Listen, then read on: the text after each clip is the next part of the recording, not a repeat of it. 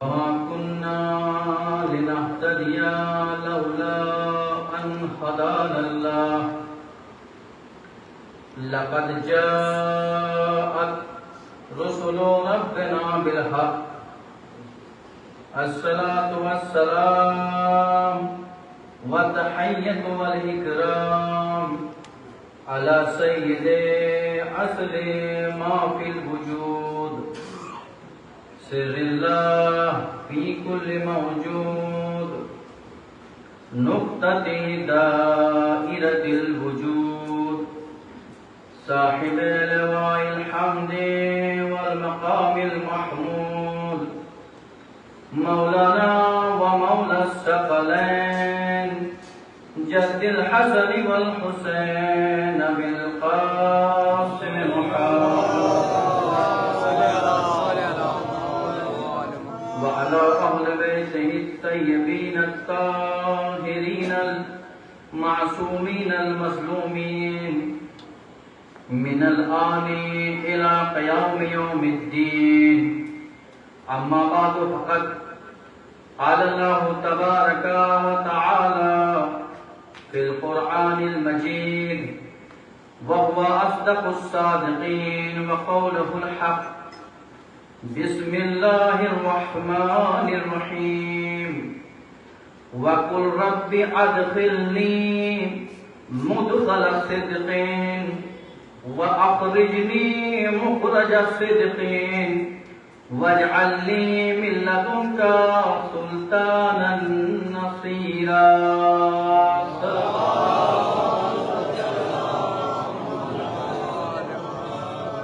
آپ حضرات سے گزارش ہے ایک مرتبہ سورہ الحمد اور 3 مرتبہ سورہ اخلاص کی تلاوت فرما کر مرحوم مقبول جناب سید علی جعفر ابن واحد حسین کی روح پرتقو کو اظہار کریں.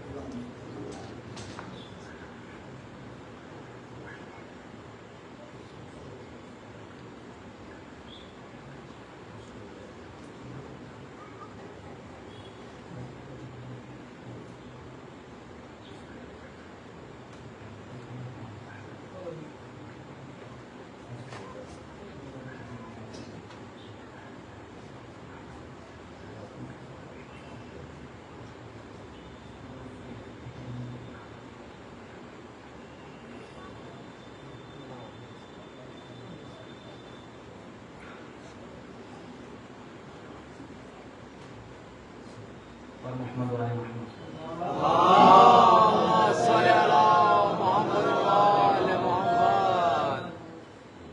بزرگان ملت اور موالیان حیدر کرار الحمدللہ ایام اعزا کی پہلی تاریخ سے لے کر اور ربیع الاول کی 8 تک مسلسل آپ حضرات مجالس سید الشہداء میں مبتلا ہوتے ہیں اور گریہ وزاری مستقل ماتمداری مستقل عزاداری مصروف ہوتے ہیں. سوال یہ ہے اور یہ اکثر میں سوال کرتا ہوں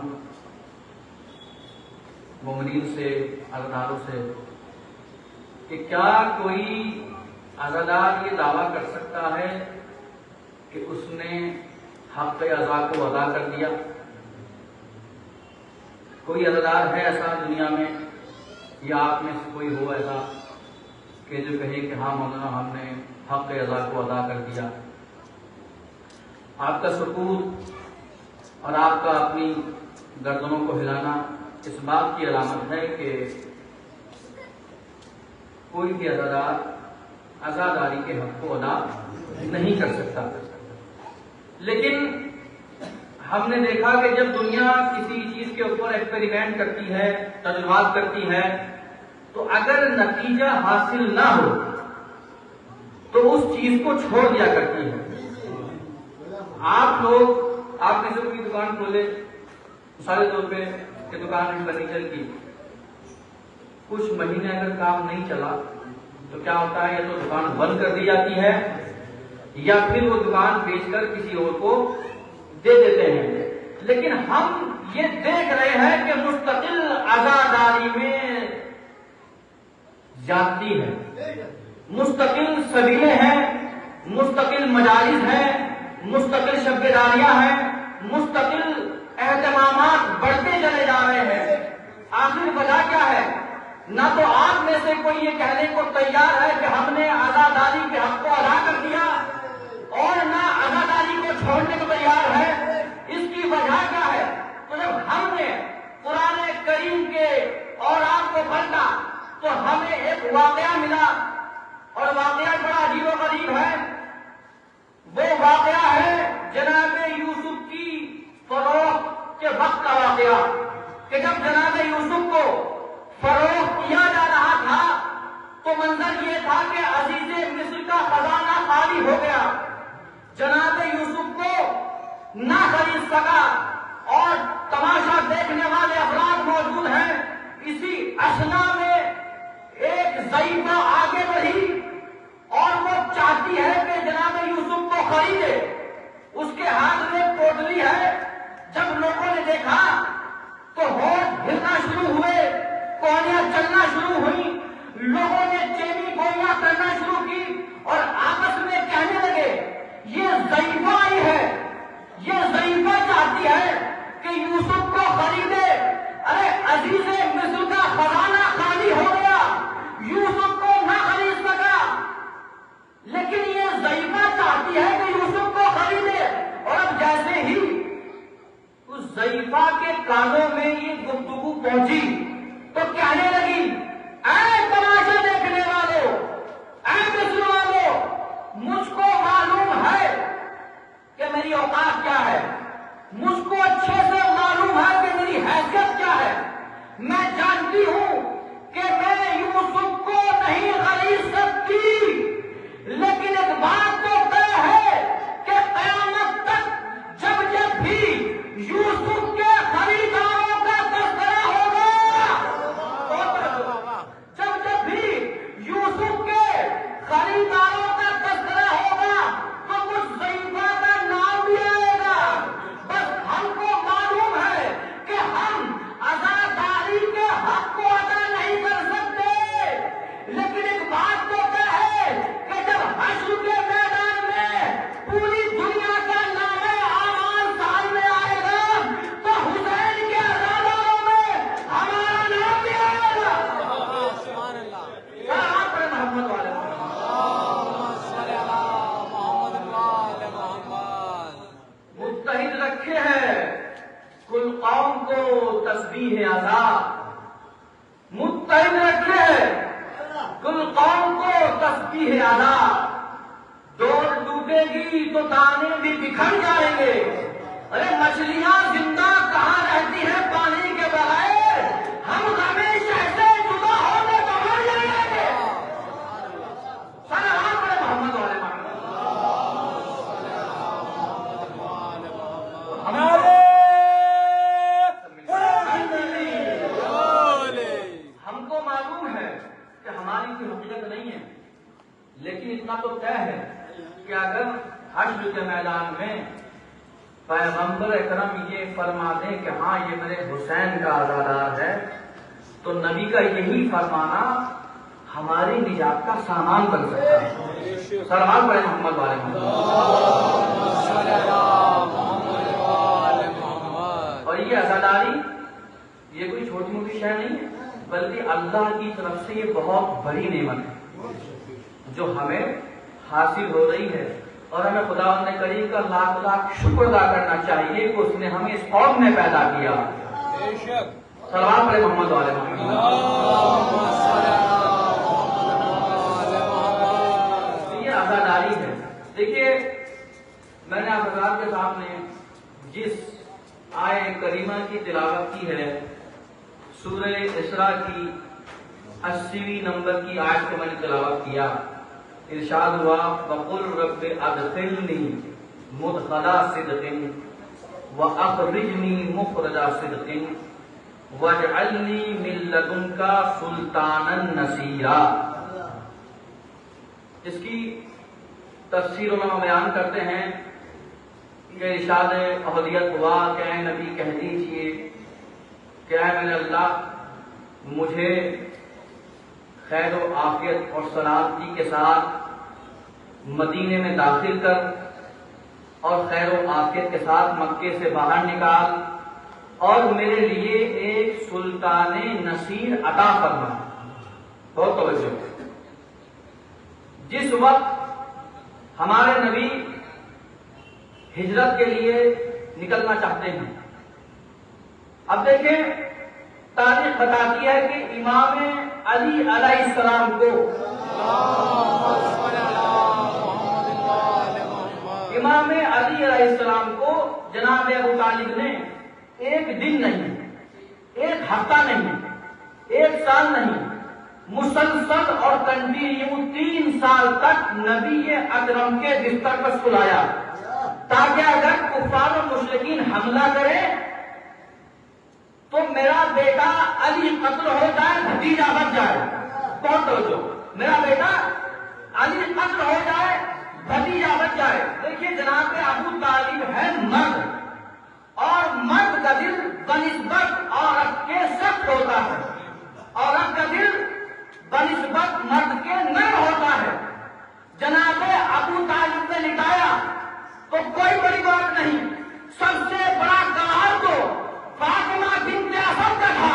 بہت جو تاریخ اسلام کی پہلی اور آخری ماں ہے کہ جو اپنے بیٹے سے زیادہ اپنے بھتیجے محمد کو چاہتی ہے. صلوات بڑے محمد والے تاریخ اسلام کی پہلی اور آخری ماں ہے. مسلسل 3 سال تک جناب امیر کو رسول خدا کے بستر پر سلایا کہ اگر کفار و مشرکین حملہ کرے تو میرا بیٹا علی قتل ہو جائے، بھتیجا بچ جائے. اور عالم اسلام نے اور دنیا والوں نے اور مورخین نے جناب فاطمہ بنت اسد کی عظمت کو گھٹانے کے لیے نہ جانے کون کون سی روایتیں گھڑی کہ دنیا کو معلوم نہ ہو سکے کہ علی کی ماں کا وقار کیا ہے، علی کی ماں کی عظمت کیا ہے، علی کا ماں کا مرتبہ کیا ہے. ایک جملہ کہتا ہوں، یہ بات تو اس متعصب مورخین کو معلوم نہ تھی کہ جس کی عظمت کو کعبے کی دیوار نہ روک سکی اس کو 40 روایتیں روکے گی. صلوات محمد والے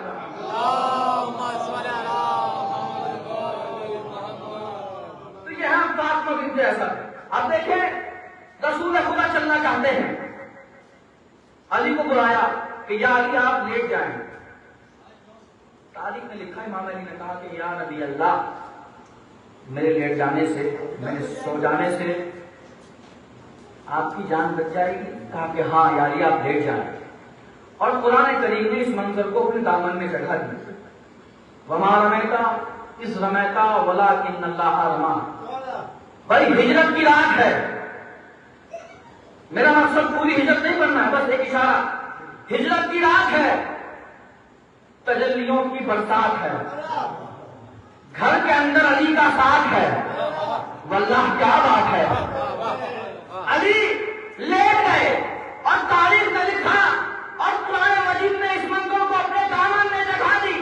وما رمیتا اس رمیتا ولکن اللہ رما. اے نبی وہ کنکریاں کہ جو آپ نے کفار و مشرکین کی طرف اڑائی وہ تم نے نہیں پھینکی بلکہ ہم نے پھینکی ہے. 40 کافر ہے، 80 آتے ہیں اور عرب کا ہر قبیلہ ہے جو قتل محمد میں شریک ہونا چاہتا ہے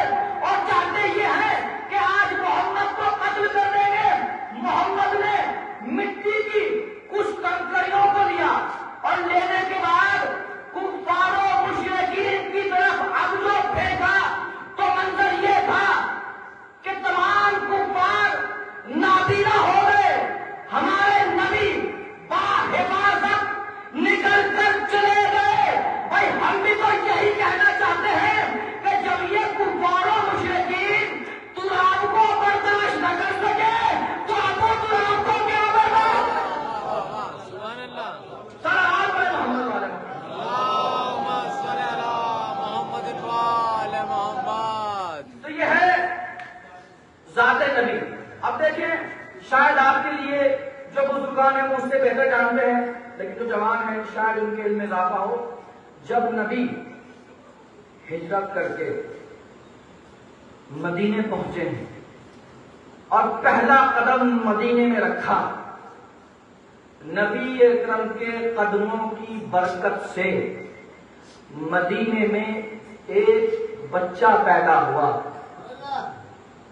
اس بچے کا باپ نے جب سنا کہ اللہ کا آخری نبی ہجرت کر کے مکے سے مدینے پہنچا ہے، باپ نے اپنے بچے کو لیا اور نبی اکرم کی خدمت میں حاضر ہوئے، اور حاضر ہونے کے بعد کہا یا نبی اللہ، اللہ نے مجھے فرزند عطا کیا ہے. بہت توجہ، اللہ نے مجھے فرزند عطا کیا ہے.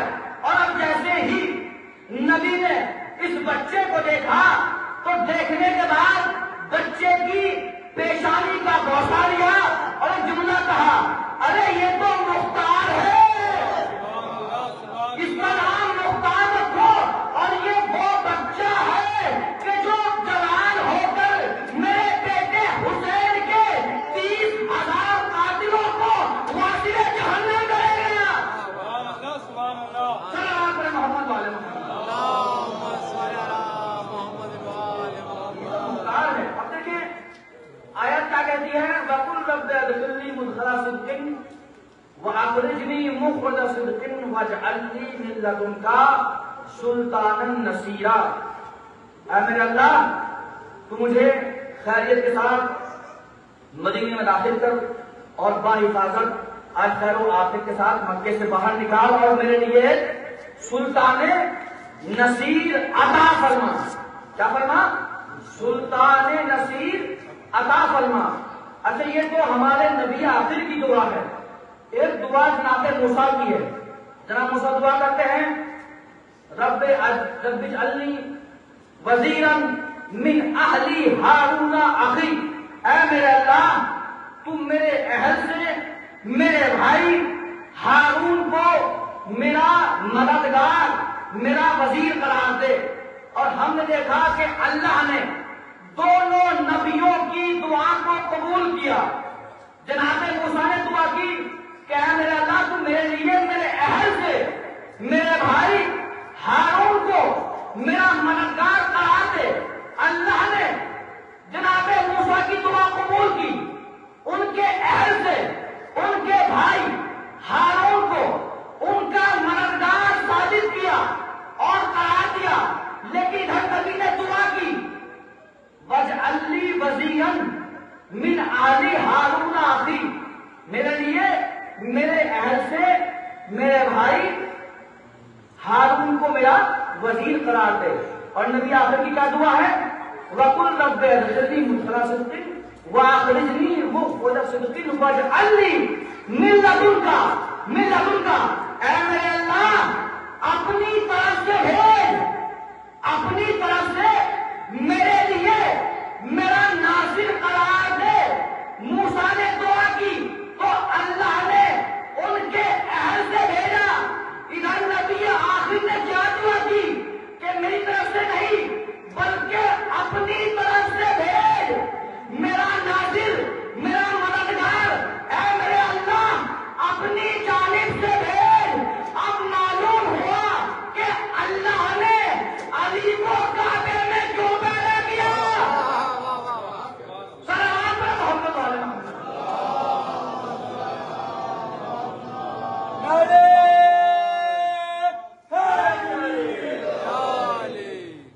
اس لیے کہ نبی نے اپنی طرف سے نہیں مانگا تھا، اللہ کی طرف سے مانگا تھا. اور دیکھیں ہمارے نبی نے کوئی بھی کام، کوئی بھی دعا، کوئی بھی عمل بغیر اللہ کی مرضی کے نہیں کیا. جب جناب موسیٰ نے دعا کی تو انہوں نے دعا خود مانگی، لیکن جو آیت کے جملے ہیں یہ بتا رہے ہیں وَقُلْ، اے میرے نبی کہو، میرے نبی کہو. یعنی مطلب یہ ہے کہ اللہ کہہ رہا ہے کہ اے میرے حبیب تو دعا مانگ. میں چاہتا ہوں کہ تو دعا مانگ جملہ کہہ دوں کہ جو اللہ اپنے نبی کو حکم دے رہا ہے کہ دعا مانگو، اور نبی نے اللہ کے کہنے پر ناصر مانگا، مددگار مانگا، دعا مانگی، جملہ کہہ دوں کہ جب ہمارا نبی بغیر اللہ کی مرضی کے اپنا ناصر نہیں مانگتا تو بغیر اللہ کی مرضی کے پوری امت کو بغیر ہدایت کے کیسے چھوڑ سکتا ہے؟ صلوات پڑھیں محمد والے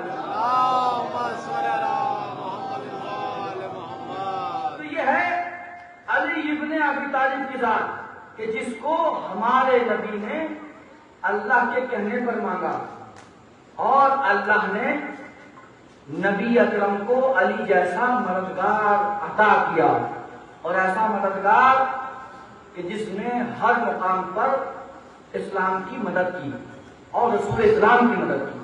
اب دیکھیں عبداللہ بن مسعود نبی کے مشہور و معروف صحابی، اور دونوں فرقوں میں اہل تشیع اور اہل سنت حضرات دونوں کے یہاں معتبر عبداللہ بن مسعود کہتے ہیں، ان سے ہی روایت ہے، وہ یہ کہتے ہیں کہ 4 فضیلتیں جو اللہ نے علی ابن ابی طالب کو دی ہیں، اگر ان 4 فضیلتوں میں سے مجھے کوئی ایک فضیلت مل جاتی، بہت توجہ، اور اس کے بدلے مجھے اللہ جناب نوح علیہ السلام کی عمر عطا کرتا اور جناب سلیمان جیسی حکومت عطا کرتا، تو میں ان فضیلتوں میں سے کسی ایک فضیلت کو لے لیتا اور جناب نوح علیہ السلام کے عمر کے لحاظ سے جو 2500 سال کی عمر اور جناب سلیمان کی حکومت کو ٹھوکر مار دیتا۔ یہ کس کے الفاظ ہیں؟ جناب عبداللہ بن مسعود کے۔ کیا کہہ رہے ہیں کہ اگر اللہ مجھے 2500 سال کی عمر عطا کرے اور جناب سلیمان جیسی حکومت کو عطا کرتا، تو وہ 4 فضیلتیں جو اللہ نے علی کو دی ہیں ان میں سے اگر ایک مل جاتی تو میں اس حکومت کو ٹھوکر مار دیتا، اس فضیلت کو حاصل کر لیتا۔ پوچھا اے عبداللہ بن مسعود، وہ کون سی فضیلتیں ہیں کہ جس کے آپ مستحق ہیں کہ جناب نوح علیہ السلام کے عمر کے برابر ملنے والی حکومت کو ٹھوکر مار رہے ہیں اور اس فضیلت کو لے رہے ہیں؟ تو عبداللہ بن مسعود کہتے ہیں کہ دیکھو، میں نے اپنی آنکھوں سے دیکھا، اپنے کانوں سے سنا، اپنی آنکھوں سے دیکھا، اپنے کانوں سے سنا کہ نبی اکرم نے علی ابن ابی طالب کو میرے سامنے رجل کہا، بہت توجہ، میرے سامنے مرد کہا۔ اگر یہ فضیلت مجھ کو مل جاتی تو میں جناب نوح علیہ السلام کے عمر کے مطابق ملنے والی حکومت کو ٹھوکر مار دیتا۔ کہا دوسری کون سی فضیلت ہے؟ کہا دوسری فضیلت یہ ہے کہ میں نے دیکھا کہ آدھی رات گزر چکی تھی، اور جب آدھی رات کا حصہ گزر چکا، نبی اکرم مسجد میں تشریف لائے، جو دروازے کھلے ہوئے تھے نبی نے ان دروازوں کو بند کرا دیا، الا بابا علی، علی کے دروازے کے علاوہ تمام دروازوں کو بند کرا دیا، علی کا دروازہ کھلا رہنے دیا۔ اگر یہ فضیلت مجھے مل جاتی تو میں اس حکومت کو ٹھوکر مار دیتا۔ بھائی اگلے دن جب نبی آئے، لوگوں نے پوچھا یا نبی اللہ، یا حبیب اللہ، آپ نے دروازے بند کرا دیے، اگر بند کرانے تھے تو کھلوائے کیوں تھے؟ تو نبی نے جواب دیا کہ نہ میں نے اپنی مرضی سے کھلوائے تھے، نہ اپنی مرضی سے بند کرائے، بھائی اللہ نے کھلوائے تھے، اللہ نے بند کرا دیے۔ صلوات پڑھیں محمد صلی اللہ علیہ وسلم۔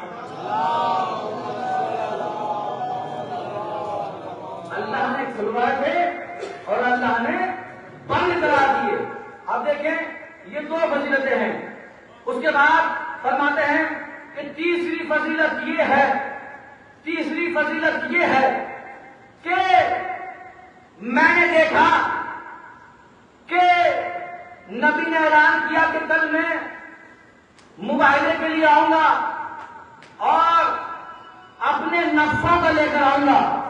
لوگ انتظار میں تھے کہ نبی نفسوں کی جگہ ہم کو لے کر جائیں گے، لیکن میں نے اپنے کانوں سے سنا، اپنی آنکھوں سے دیکھا کہ نبی نفسوں کی جگہ علی کو لے کر گئے. اگر علی مجھ کو لے جاتے تو میں جناب نوح علیہ السلام کے عمر کے برابر ملنے والی حکومت کو ٹھوکر مار دیتا. اب دیکھیں چوتھی فضیلت، چوتھی کون سی فضیلت ہے؟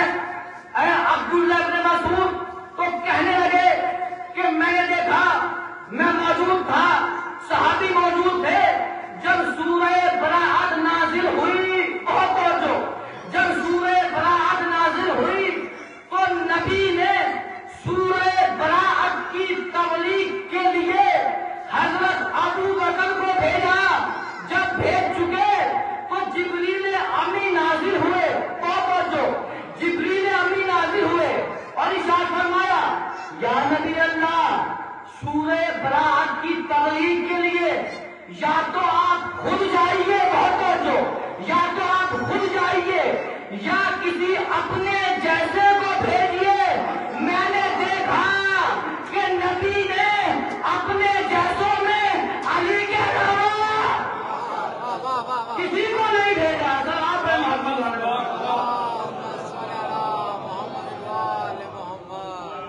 علی کے علاوہ کسی کو نہیں بھیجا. تو یہ ہے علی ابن ابی طالب کی عظمت کہ جن کے لیے عبداللہ ابن مسعود کہہ رہے ہیں کہ اگر مجھے حکومت مل جاتی، سلیمان جیسی حکومت اور جناب نوح علیہ السلام کی عمر مل جاتی تو میں ان فضیلتوں کو حاصل کر لیتا، حکومت کو ٹھوکر مار دیتا.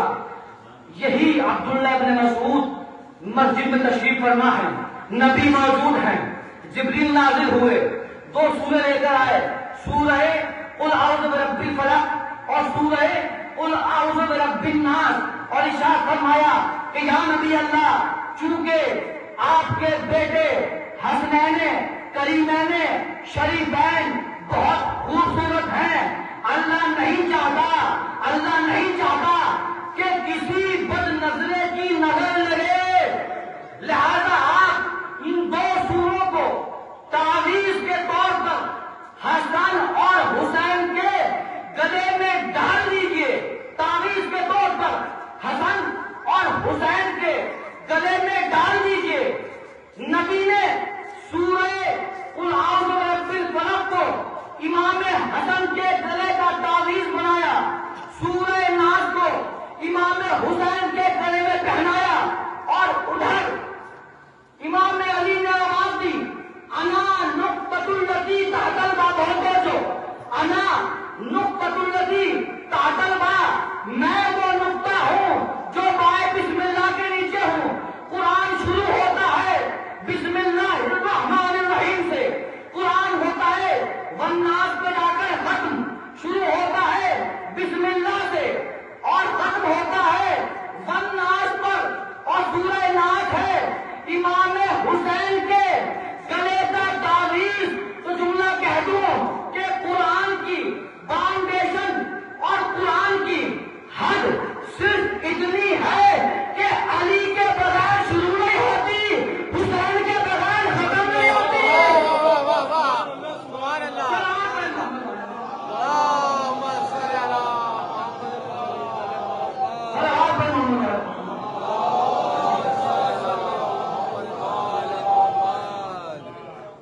تو یہ ہے عظمت امیر کائنات. اب دیکھیں تاریخ میں جتنے بھی امام علی علیہ السلام سے سوالات ہیں، یا تو جناب سلمان نے کیے یا جناب کمیل ابن زیاد النخعی نے کیے اکثر. تو امام علی علیہ السلام مسجد کوفہ میں، بہت توجہ، یہ جو ہمارے نوجوان ہیں ان کے لیے پیغام بھی ہے اس میسج کے اندر. تو آنے کے بعد پوچھا یا علی آپ کی نگاہ میں یہ بتائیے کہ شیعہ کی پہچان کیا ہے. امام نے سے پوچھا سوال یا علی شیعہ کی پہچان کیا ہے. امام نے ارشاد فرمایا کہ شیعہ ہونے کی پہچان یہ ہے کہ شیعہ سخی ہوتا ہے. کیا ہوتا ہے؟ امام نے کہا کہ شیعہ سخی ہوتا ہے. اب اگر کوئی انسان سخی نہیں ہے تو اپنے آپ کو ٹٹولے، کیونکہ امام تو کہہ چکے کہ شیعہ کی پہچان یہ ہے کہ وہ سخی ہوتا ہے. پھر سوال کیا مولا اور کوئی پہچان؟ کہا کہ شیعہ کی پہچان یہ ہے کہ شیعہ بہادر ہوتا ہے. بہت توجہ. اور میرے نوجوانوں نے اپنی بہادری کا ثبوت بھی دیا ہے اسی محرم میں. مولا سلامت رکھے آپ کو. پہچان کیا ہے کہ شیعہ بہادر بھی ہوتا ہے. اب مولا جب کہہ چکے شیعہ بہادر ہوتا ہے تو سوال کرنے والے نے پوچھا مولا آپ کی نگاہ میں بہادر کون ہے؟ یہ تو آپ نے عمومی جواب دیا ہے نا، لیکن آپ کی نگاہ میں بہادر کون ہے؟ امام نے کہا کہ اگر علی کی نگاہ میں بہادر پوچھنا چاہتے ہو تو سنو. علی کی نگاہ میں بہادر وہ ہے کہ جب جذبات کے گھوڑے بھڑک رہے ہوں. بہت توجہ. علی کی نگاہ میں بہادر کون ہے؟ علی کی نگاہ میں بہادر وہ ہے کہ جب جذبات کے گھوڑے بھڑک رہے ہوں تو صبر کی مہار سے کنٹرول کر لو. جب جذبات کے گھوڑے بھڑکے ہوئے ہوں تو صبر کی مہار سے اسے کنٹرول کر لو. یہ ہے علی کی نگاہ میں بہادر. اور آج کا زمانہ کیسا ہے؟ اگر آپ کی کسی سے کوئی ناتفاقی ہو جائے، کوئی بحث ہو جائے تو پڑوسی آ کر کہتا ہے ڈر گئے، دب گئے، بزدل ہو، نہیں بدلہ نہیں لوگے، ڈر گئے. اگر پیسہ نہیں ہے تو ہم پیسہ لگائیں، ہم سوچ بنائیں. لیکن علی کی نگاہ میں بہادر کون ہے کہ جو صبر کی مہار سے لاکھ زمانہ تمہیں بہادر نہ کہے، بزدل کہے، لیکن اگر صبر سے کام لوگے تو علی کی نگاہ میں بہادر ہوگے. اب دیکھیں سوال آگے بڑھا کہ یا علی اچھا یہ بتائیے کہ آپ کہہ رہے ہیں کہ جب صبر سے کام لیں اگر جذبات کے گھوڑے بھڑکے ہوئے ہیں، لیکن اگر دل میں انتقام کی آگ بھڑک رہی ہو. بہت توجہ. اگر دل میں انتقام کی آگ بھڑکی ہوئی ہو اور دل بے چین ہو تو کیا کیا جائے؟ کائنات کا امیر مسجد کوفہ میں ہے. امام نے کہا کہ اچھا ایسی بات ہے تو کچھ دیر ٹھہرو، تم کو تمہارے سوال کا جواب مل جائے گا. کہا مولا وہ کیسے؟ کہا کہ ایک شخص آنے والا ہے، وہ کچھ سوال کرے گا، کچھ بات کرے گا، اس بات کو سنتے رہنا، تم کو جواب مل جائے گا. سوال کیا کہ اگر انتقام کی آگ بھڑک رہی ہو تو کوئی ایسی بات بتائیے تاکہ آپ کی بات یاد آ جائے اور انتقام سے باز آ جائے. امام نے کہا صبر کرو، وہ شخص آنے والا ہے. کچھ دیر ہوئی تھی کہ وہ شخص آیا اور آنے کے بعد امام علی کے چہرے کو دیکھا اور کہنے لگا واقعاً آپ علی ہیں. بہت توجہ. واقعاً آپ علی ہیں. کہا وہ کیسے؟ کہا کہ میں شام سے آ رہا ہوں. یہ شخص دشمن علی تھا، شام سے آ رہا تھا تو کہنے لگا کہ میں شام سے آ رہا ہوں، سوچا کہ آپ کا حال چال پوچھوں کہ آپ کی کیا کنڈیشن ہے. لیکن آپ کے چہرے پر تو ذرہ برابر بھی کوئی ایسے آثار نمودار نہیں ہے کہ آپ کی مخالفت ہو رہی ہے. اور ممبروں سے آپ کو گالیاں بکی جا رہی ہیں. کہا تو میں اس میں کیا کر سکتا ہوں؟ تو کہنے لگا کہ یا علی آپ ان سے بدلہ لیجیے.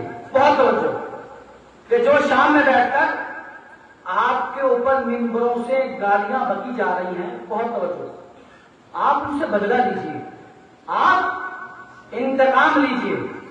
آپ کو اللہ نے اختیار دیا ہے، آپ ان کے لیے دعا کیجیے اللہ سے، اللہ ان کو ممبروں سمیت زمین میں دھاس دے گا. امام نے کہا کہ اس میں دعا کرنے والی کوئی بات نہیں ہے. اگر میں کہہ دوں تو زمین میں دھس جائیں گے. اگر علی کہہ دے تو ممبر سمیت زمین میں چلے جائیں گے. تو کہنے لگا یا علی نہیں، پھر بھی آپ انتقام لیجیے. مستقل آپ کو ممبروں سے برا بھلا کہا جا رہا ہے، سب و شتم ہو رہے ہیں، آپ کے اوپر ظلم ڈھائے جا رہے ہیں، لہذا آپ انتقام لیجیے.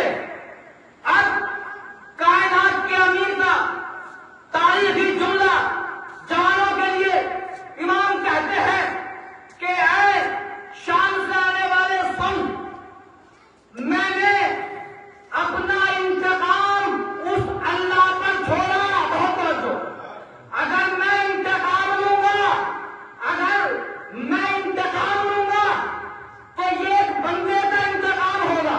بہت توجہ، اگر میں انتقام لوں گا تو یہ بندے کا انتقام ہوگا. میں نے اپنا انتقام اس کے اوپر چھوڑا ہے کہ جس کو میں سجدہ کرتا ہوں، جس کی عبادت کرتا ہوں، جب وہ انتقام لے گا تو ساری دنیا دیکھے گی. بس کچھ دن گزرے تھے کہ علی بھی چلے گئے، وہ بھی چلا گیا کہ جو علی کو ممبروں سے گالی دلوایا کرتا تھا، لیکن دنیا دیکھ رہی ہے کہ جو علی کے اوپر ظلم ڈھا رہا تھا، گالیاں دی جا رہی تھی، اب وہ کل بھی ذلیل تھا، آپ بھی ذلیل ہے اور قیامت تک ذلیل رہے گا. لیکن علی کا نام کل بھی ممبروں سے لیا جاتا تھا، آج بھی لیا جا رہا ہے اور قیامت تک لیا جاتا رہے گا. تو امام نے بتا دیا کہ دیکھو، انتقام اپنا اللہ کے اوپر چھوڑو. جب اللہ کا انتقام ہوتا ہے تو دشمن اپنے آپ کو کتنا مضبوط سمجھے، کتنا پاورفل سمجھے. جب اللہ کا انتقام ہوتا ہے تو تمام طاقتیں فنا ہو جاتی ہیں، نیست و نابود ہو جاتی ہیں. اب دیکھیں، امریکہ میں ایک اسٹیٹ ہے، جیسے ہندوستان میں یہ ہمارا یو پی ہے، بہار ہے یا اتراکھنڈ ہے، وہاں پہ ایک اسٹیٹ ہے کیلیفورنیا، اور وہاں پہ پروفیسر ہے، پروفیسر کرش کینڈی. وہ بہت پڑھائی کا پروفیسر ہے، اور جب وہ کوئی لیکچر دیتا ہے کسی یونیورسٹی میں تو 1 گھنٹے کی اسپیچ کا $10,000 چارج کرتا ہے. تقریباً انڈین 8-8.5 لاکھ روپیہ 1 گھنٹے میں وصول کرتا ہے. تو اس نے امام علی علیہ السلام کے لیے کچھ کلمات لکھے. بہت اچھا، اس پروفیسر نے امام علی کے لیے کچھ کلمات لکھے. وہ آپ تک پہنچانا چاہتا ہوں کہ علی کی ذات کا نام ہے. وہ کہتا ہے اور اپنے گاڈ سے یہ دعا کرتا ہے کہ اے میرے گاڈ،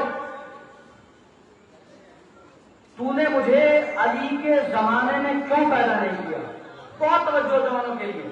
کیا کہتا ہے کہ میری شکایت ہے کہ تو نے مجھے علی کے زمانے میں کیوں پیدا نہیں کیا، اور اگر مجھے علی کے زمانے میں پیدا نہیں کیا تو علی کو اس زمانے میں پیدا کرتا، علی کو اس زمانے میں پیدا کرتا. کہا کیوں؟ کہا کہ سوال یہ ہے کہ وہ علی ابن ابی طالب کیوں کہتا ہے؟ تاکہ مجھے علی سوال کرنا تھا. کیا سوال کرنا تھا؟ کیونکہ وہ علی ابن ابی طالب جو 1400 سال پہلے کوفے کے ممبر سے سلونی قبل ان تفتنونی کا دعویٰ دے رہا تھا، لیکن دنیا والوں نے علی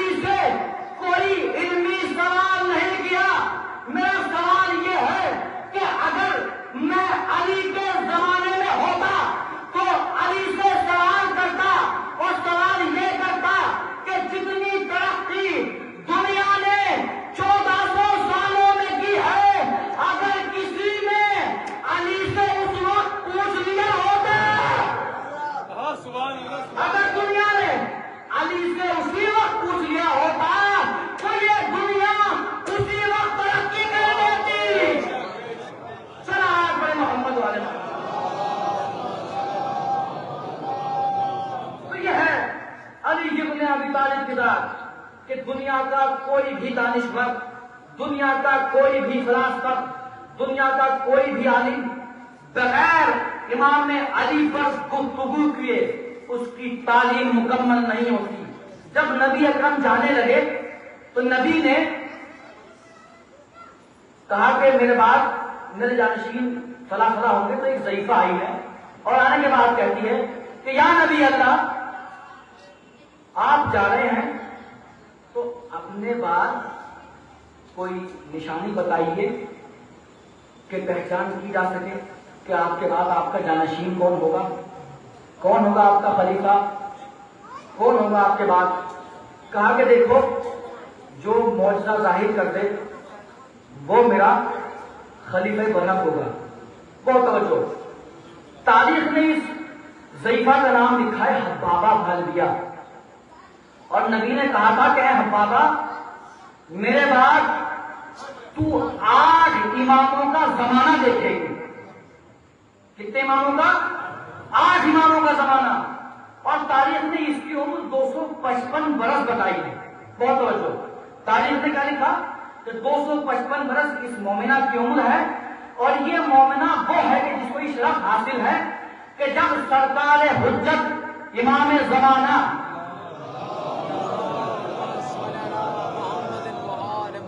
تشریف لائیں گے اور اپنا لشکر قائم کریں گے تو کچھ مومنہ ایسی ہیں کہ جن کو قبروں سے اٹھا کر امام کے لشکر کی خدمت میں رکھا جائے گا، اور یہ امام کے لشکر کی خدمت کریں گی۔ ان 9 مومنات میں سے ایک مومنہ یہ بھی ہے حبابہ بھالبیہ۔ ان کا کام کیا تھا؟ کام یہ تھا کہ یہ اہل بیت علیہم الصلوۃ والسلام کے علوم اور ان کے نام کی تبلیغ کرتی تھی۔ اب جب نبی اکرم چلے گئے تو یہ مومنہ امام علی کے پاس آئی، اور آنے کے بعد کہتی ہے کہ اگر آپ نبی کے جانشین ہیں تو اپنا کوئی معجزہ ظاہر کیجیے، اپنا کوئی معجزہ ظاہر کیجیے۔ امام علی نے کہا مومنہ اس پتھر کو اٹھا، ایک پتھر پڑا ہوا تھا اس کو اٹھایا، اور امام علی نے اپنی انگوٹھی کا نقش اس پتھر پہ اتار دیا۔ بہت توجہ، اس پتھر پہ اتارا، مومنہ کو یقین ہوا، چلی گئی۔ اب امام علی کا زمانہ ختم ہوا، امام حسن کا زمانہ آیا۔ اب جو یہ مومنہ امام حسن کے پاس آئی، امام حسن نے دیکھا اور کہنے لگے اے مومنہ لاؤ پتھر تو لا جو میرے بابا نے دیا تھا۔ مومنہ نے پتھر کو دیا، امام حسن نے بھی اپنی انگوٹھی کے نقش کو پتھر کو اتار دیا۔ مومنہ اس نقش کو لیا اور پہچان گئی کہ یہ نبی کے جانشین ہیں، لے کر چلی گئی۔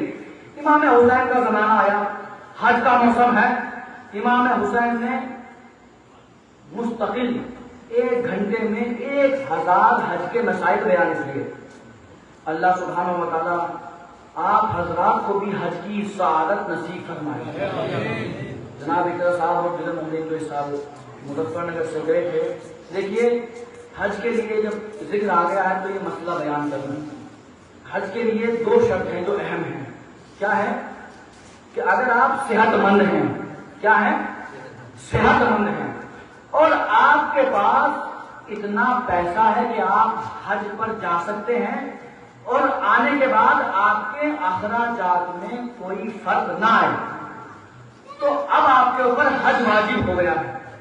اب اگر اس کنڈیشن کا کوئی بھی شخص حج کیے بغیر مر گیا، بہت توجہ، اگر اس کنڈیشن کا کوئی بھی شخص اس کے اوپر حج واجب تھا اور وہ حج کیے بغیر دنیا سے چلا گیا، تو حدیث رسول یہ کہتی ہے کہ وہ مسلمان نہیں مرا، یا تو وہ کافر مرا ہے یا یہودی مرا ہے۔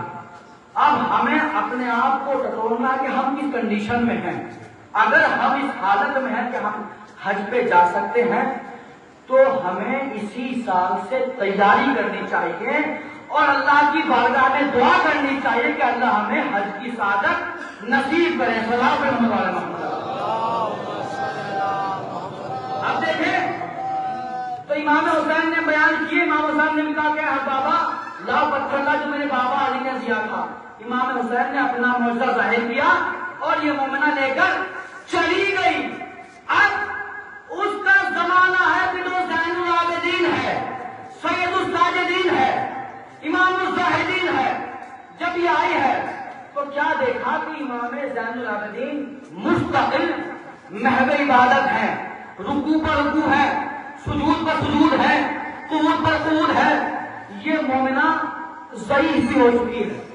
جب کئی گھنٹے اس کو مسلسل کھڑے ہوئے ہو گئے, بہت توجہ, اور امام مستقل نماز پڑھ رہے ہیں, نماز میں مصروف ہیں, تو یہ مومنہ امام کے سامنے آ کر کھڑی ہو گئی. بہت توجہ, یہ مومنہ امام کے سامنے آ کر کھڑی ہو گئی اور ہاتھوں کو جوڑا کہ اے فرزند رسول, اب مجھ سے کھڑا نہیں ہوا جاتا, میں ضعیف ہو چکی ہوں. امام نے سنا اور سننے کے بعد کہا اے مومنہ کیسی ضعیفی اور کیسا بڑھاپا. امام کا کہنا تھا مومنہ جوان ہو گئی. صلوات محمد علی محمد. امام نے کہا مومنہ فوراً جوان ہو گئی. اب اس مومنہ کے جسم کے اوپر, جس کو ہم کہتے ہیں بیماری برس, برس کی بیماری بھی تھی. جب دیکھا کہ بغیر معجزے کے اس شخص نے میری ضعیفی کو جوانی میں بدل دیا ہے تو کہنے لگی اے آقا میں بیمار بھی ہوں, میں مریض بھی ہوں.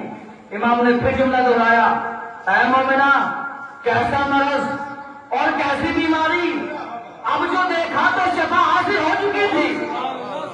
اب دیکھیں امام ہے نماز میں, نماز رکی ہوئی ہے, اور نماز ایسی عبادت ہے کہ جب ہمارے نبی آسمان پر پہنچے, معراج پر پہنچے, اور جب واپس آ رہے تھے تو ہمارے نبی کو اللہ نے یہ تحفہ دیا کہ اے میرے حبیب تم زمین پر جا رہے ہو تو لہذا امت کی بخشش کا سامان لیتے جاؤ.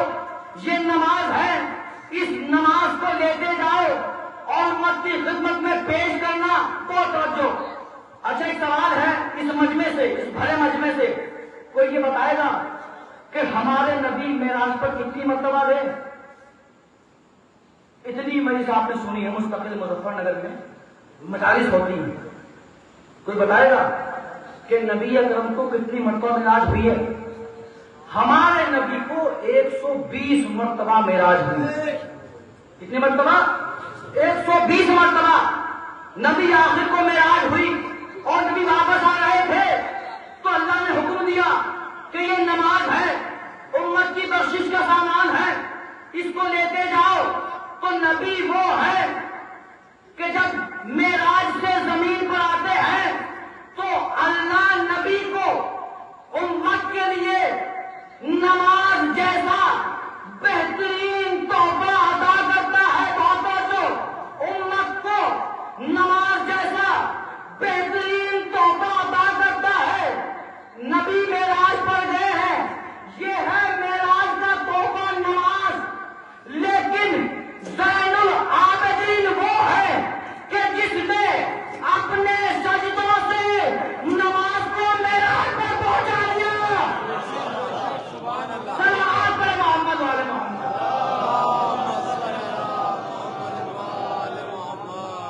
یہ ہے زین العابدین کہ جنہوں نے نماز کو معراج عطا کی ہے, نماز کو معراج بخشی ہے.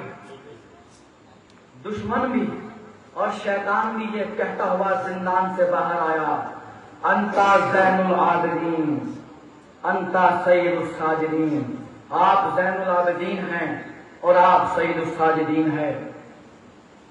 ہاں عزیزو, مدینے کا بازار ہے اور ایک شخص آیا اور آنے کے بعد کہتا ہے کہ اے آقا میں غریب ہوں, امام نے کہا کہ اے بھائی تو اپنے آپ کو غریب نہ کہے، رونے میں کوتاہی نہ کرنا، اس لیے کہ یہ آنسو مال مجلس ہیں۔ جناب سیدہ آتی ہیں اپنی ٹوٹی ہوئی پسلیوں کے ساتھ اور ہر عزادار کے حق میں دعا کرتی ہیں۔ امام صادق علیہ السلام امام حسین کی مصیبت پر گریہ کرنے والے عزادار کے حق میں دعا کرتے ہیں۔ تو کہنے لگا ہے آقا میں غریب ہوں۔ امام نے کہا بھائی تو اپنے آپ کو غریب نہ کہے، کہا آقا میں عالم مسافرت میں ہوں۔ امام کہنے لگے بھائی تو اتنا بتا کہ اگر تجھے اس عالم میں موت تیری واقع ہو جائے تو تجھے مدینے کے لوگوں سے کیا امیدیں ہیں؟ تو کہنے لگا آقا میں اتنا بھی غریب نہیں ہوں، اگر مجھے اس عالم میں موت آ جائے تو مجھے مدینے کے لوگوں سے اتنی امیدیں ضرور ہیں کہ اگر میں مر جاؤں تو میرے مرنے کے بعد مجھے غسل بھی دیں گے، مجھے کفن بھی پہنائیں گے، میرے جنازے کو دفن بھی کریں گے۔ وہ اتنا سننا تھا میرا آقا سجاد چاپ گیا، اے بھائی تو غریب نہیں ہے، ارے غریب تو میرا بابا حسین تھا کہ جسے کربلا کے میدان میں 3 دن کا بھوکا پیاسا شہید کر دیا۔ نہ کوئی دفن کرنے والا تھا، نہ کوئی کفن پہنانے والا تھا۔ آپ کی آواز گریہ بلند ہے۔ ہاں عزیزو، امام علی رضا علیہ السلام فرماتے ہیں کہ ہمارے جد مولا حسین کو اس طریقے سے ذبح کیا گیا کہ جیسے دوران جاہلیت میں کسی گوشت پند کو ذبح کرتے تھے۔ پوچھا مولا گوشت پند کو کیسے ذبح کرتے تھے؟ دوران جاہلیت میں جانور کو کیسے ذبح کیا جاتا تھا؟ تو امام رضا کہنے لگے کہ دوران جاہلیت میں کچھ عرب مل کر آپس میں ایک بھیڑ کو پالتے تھے اور پورے سال اس کے کھانے پینے کا انتظام کرتے تھے۔ جب 1 سال گزر جاتا تھا تو پورا 1 سال ہونے کے بعد جب ان کو جشن منانا ہوتا تھا تو اس گوشت پھند کو بیچ میں رکھتے تھے اور ایک احاطہ بنا لیتے تھے، اور جس کے ہاتھ میں جو اسلحہ ہوتا تھا وہ اس بھیڑ کے اوپر اسلحہ سے حملہ کرتے تھے۔ جس کے ہاتھ میں تلوار ہوتی تھی وہ تلوار مارتا تھا، جس کے ہاتھ میں نیزہ ہوتا تھا وہ اس جانور کو نیزے سے مارتا تھا۔ یہ زمانے جاہلیت میں جشن منانے کا طریقہ تھا۔ میرے آقا کہتے ہیں کہ کربلا کے میدان میں ہمارے جد حسین کو اسی طریقے سے گھیر کر مارا گیا، جس کے ہاتھ میں جو اسلحہ تھا، جو تلوار مارتا تھا، کوئی نیزہ مارتا تھا، کوئی بھالا مارتا تھا اور خوشیاں مناتے تھے۔ خدا کوئی غم نہ دے سوائے غم سید الشہداء کے۔ اللہ آپ کی آوازوں پر رحمت نازل کرے۔ تاریخ بتاتی ہے، علامہ تبریسی لکھتے ہیں کہ جہاں پر جناب زینب کھڑی ہوئی تھی اس مقام کو کہتے ہیں ٹلے زینبیہ، اور جو لوگ کربلا گئے ہیں ان کو معلوم ہے ٹلے زینبیہ سے جو قتل گاہ امام حسین ہے، جہاں پر امام حسین قتل ہوئے ہیں، اس کی جو مسافت ہے وہ 70 قدم کا فاصلہ ہے۔ کتنا ہے؟ 70 قدم کا فاصلہ ہے۔ تو علامہ تبریسی لکھتے ہیں کہ ٹلے زینبیہ سے، اس مقام سے جہاں سے زینب چلی تھی اور جہاں پر حسین کو قتل کیا گیا تھا، یہ مسافت 50 برس کی مسافت کے برابر تھی۔ کیا تھی؟ 50 برس کی مسافت کے برابر تھی۔ پوچھنے والے نے پوچھا ہے علامہ کس طریقے سے 50 برس کی مسافت کہہ رہے ہیں؟ کہا کہ اس لیے 50 برس کی مسافت ہے کہ جب زینب ٹلے سے چلی تھی تو سر کے بال سیاہ تھے، لیکن جب قتل گاہ حسین پر پہنچی ہے تو سر کے بال سفید ہو چکے تھے، سر کے بال سفید ہو چکے تھے۔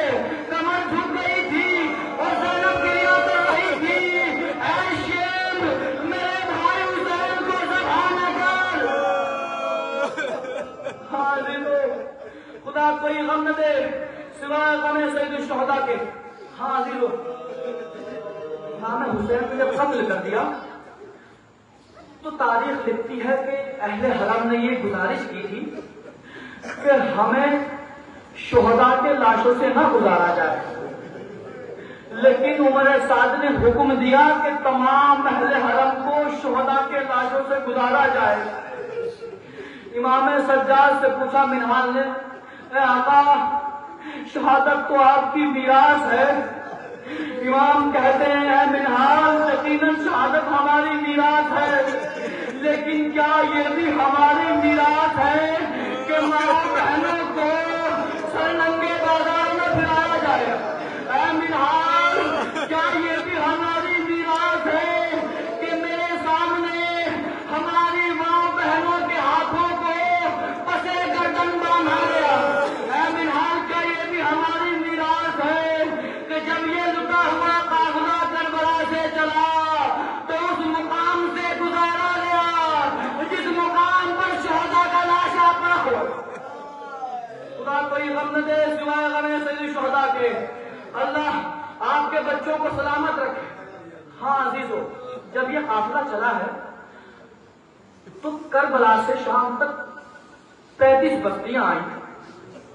ان بستیوں میں ایک بستی ایسی آئی، ابو منذر مدائنی لکھتا ہے، وہ کہتا ہے کہ ان بستیوں میں سے امام فرماتے ہیں ایک بستی ایسی آئی کہ جس بستی کے رہنے والوں نے نہ تو اہل حرم پر آگ پھینکی نہ لکڑیاں برسائی.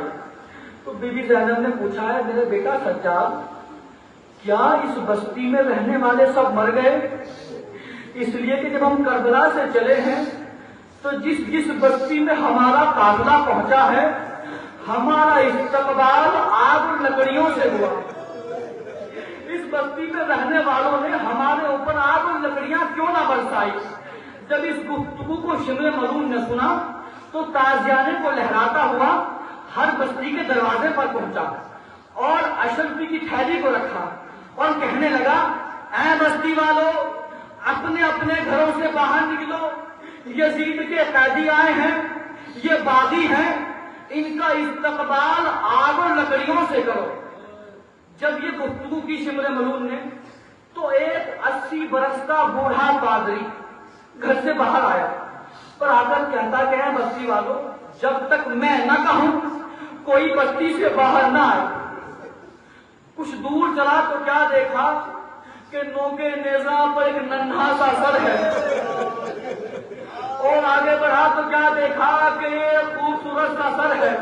تو کہنے لگا کہ کاش اس نوجوان کے مرنے سے پہلے اس کی ماں مر گئی ہو. کچھ دور چلا تو کیا دیکھا ایک بچی ہے کہ جس کا دامن جلا ہوا ہے، چہرے پر تماچوں کے نشان ہیں، کانے کو لبیں پھٹی ہوئی ہیں. کہنے لگا کہ یہ لوگ تو جانے پہچانے سے ہیں. اب کچھ دور چلا تو کیا دیکھا کہ ایک سر ہے جو نوکے نیزہ پر قرآن کی تلاوت کر رہا ہے. پہچان گیا اور کہنے لگا، اے بستی والے، ارے یہ تو وہی حسین ہے کہ جو مباہلے میں نبی کے ساتھ آیا تھا. ان کا استقبال اینٹوں پتھروں سے نہ کرنا، یہ آل رسول ہے. پتھر ختم کیا، کہنے لگا یہ تو آل رسول ہے، یہ تو محمد کا نواسا حسین ہے. اور امام حسین کے لیے ملتا ہے کہ امام حسین نے جب تک نبی مدینے میں زندہ رہے، یہ جناب مسلم کے خطبے کا جملہ ہے. جناب مسلم کہتے ہیں کہ امام حسین کی ذات وہ ذات ہے، وہ مقدس ذات ہے کہ جب تک نبی مدینے میں زندہ رہے تو حسین زمین پر کم چلا ہے، رسول کے جسم پر زیادہ چلا تھا. امت نے حسین کو قتل کیا. ہاں عزیزو، بس میں نے ختم کیا. جب یہ لٹا ہوا قافلہ آج پہلی سفر مظفر ہے اور تاریخ بتاتی ہے کہ جو مسافت اہل حرم کو 45 دن میں طے کرنی تھی۔ کربلا سے شام کا جو راستہ ہے پاپیادہ، یہ تاریخ کے جملے ہیں، وہ 45 دن کی مسافت کا راستہ ہے۔ کتنے دن کی مسافت ہے؟ 45 دن کی مسافت ہے۔ لیکن یہ مسافت اہل حرم نے 11 مہینے میں طے کی ہے۔ میں نے پڑھ کر آپ نے سن لیا، لیکن آپ نے بیمار کے دل پہ کیا گزری ہوگی، زینب کلثوم کے دل پہ کیا گزری ہوگی، سکینہ کے دل پہ کیا گزری ہوگی۔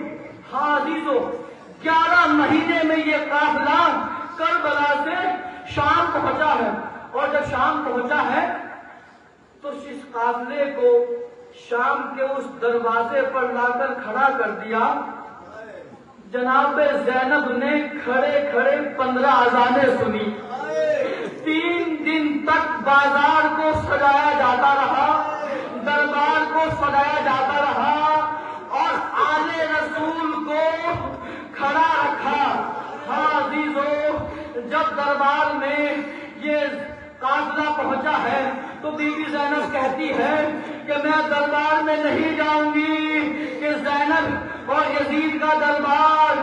تاریخ کہتی ہے، میرے آقا سجاد کہتے ہیں، اے پھوپھی اماں، یہ امتحان ہے، آپ کو جانا ہوگا۔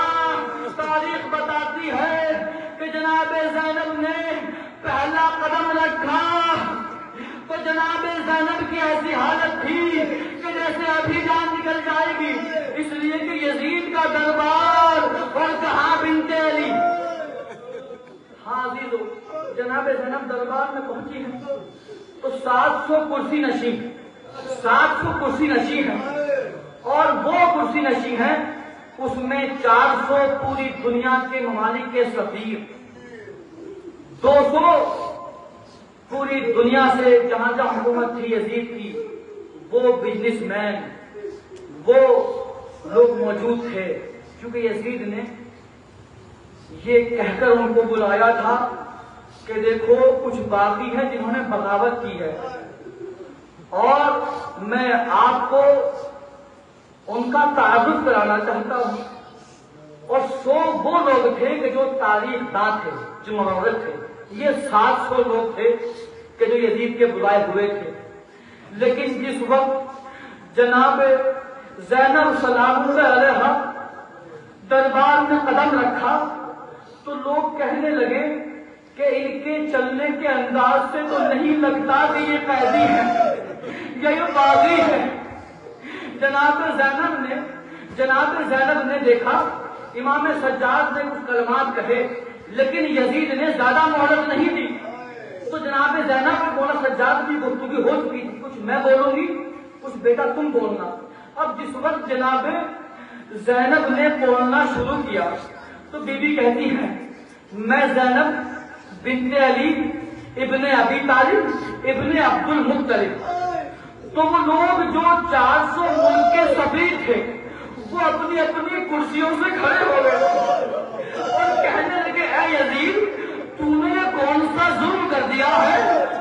ارے یہ اپنا تعارف کرا رہی ہے کہ زینب بنت علی ابن ابی طالب ابن عبد المطلب۔ عبد المطلب تو وہ تھا کہ جب ہم مکے میں جاتے تھے تو عبد المطلب کے دسترخوان پہ کھانا کھاتے تھے، عبد المطلب کے دسترخوان پہ کھانا کھاتے تھے، اور تو کہتا ہے کہ یہ باغی ہے، انہوں نے بغاوت کی ہے۔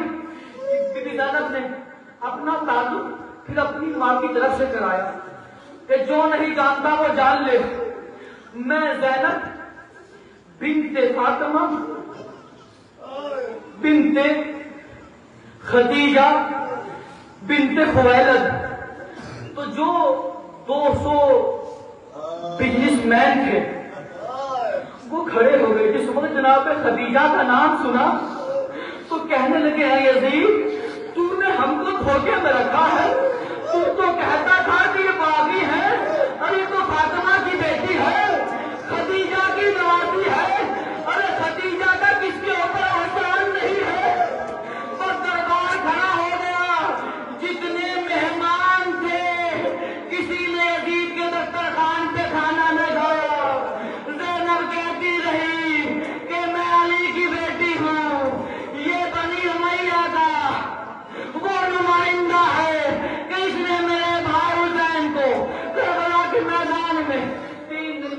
پہ شہید کیا، بس ختم دعا۔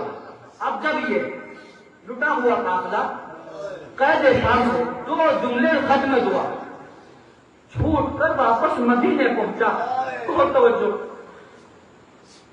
مدینے پہنچا ہے تو بی بی زینب نے بیان کرنے شروع کیے اور اپنے آپ کو پشت ناکا سے گرا دیا اور نبی کی قبر پہ پہنچی ہے، اور پہنچنے کے بعد بی بی زینب نے ایک جملہ کہا کہ نانا زینب لٹ کر آ گئی ہے، اور یہ کہنے کے بعد امام حسین کا خون بھرا کرتا نبی کی قبر پہ ڈالا۔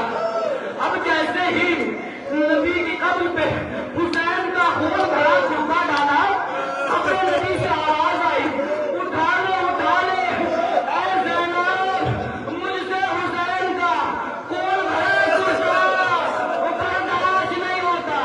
زینب توڑ گئی، اے نانا، آپ سے حسین کا خون بھرا کرتا برداشت نہیں ہوتا، مجھ زینب سے پوچھو 70 قدم کا فاصلہ تھا، میرے بھائی حسین کا ذبح کیا جا رہا تھا، یہ زینب کھڑی ہوئی دیکھ رہی تھی اور بیان کر رہی تھی، اے شملے ملعون، میرے بھائی حسین کو ذبح نہ کرو، شملے ملعون میرے سامنے میرے بھائی کو ذبح کرتا رہا۔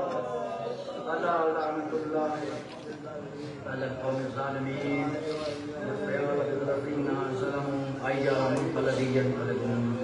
توجہ حاضرین مجلس کی حاجات کو قبول فرما، ان کی آوازوں پر اپنی رحمت نازل فرما، حاضرین مجالس کی ہاتھوں پر اپنی رحمت برکتیں اور نعمت نازل فرما، جو بیمار ہے ان کو شفائے عاجلہ عطا فرما، جو مقروض ہیں ان کے قرض و غیب سے ادا فرما، علماء اعلام کا سایہ ہمارے سروں پر باقی فرما، پروردگارا جو بھی آزاداری میں رکاوٹ اور آزاداری کو روکنے میں کوشاں ہیں ان کے مقصد کو ناکام فرما، پروردگارا حجت آخر زمانے کے سفر میں تعجیل فرما اور ہم سب کو ان کے انصار و اعوان میں شمار فرما۔ ماتم حسین